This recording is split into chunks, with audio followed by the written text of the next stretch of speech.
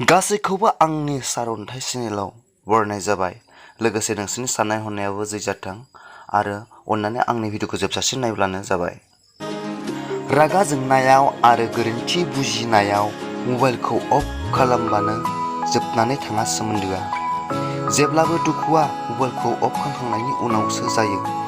मानसिनि गोसो गोरबो बिखा सिङाव बायग्लिजोबो। रागा जोंनानै नाङाखौनो बुङो आरो दिनैनिफ्राय कल खालामनो नाङा, एसएमएस खालामनो नाङा, उनाव बेखौनो साननानै गाबो। बिनि एसएमएस आरो कल नङाब्ला बोरै थागोन?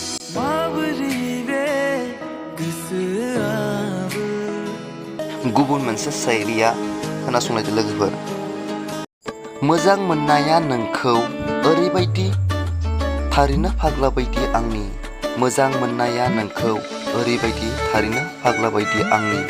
मोनथिया आं बेखौ आंनि फारसे अननाय दोंना गैया। नाथाय लोगोफ्रा सानफ्रोमबो सोङो, बाजैया माबायदि दं नोंनि?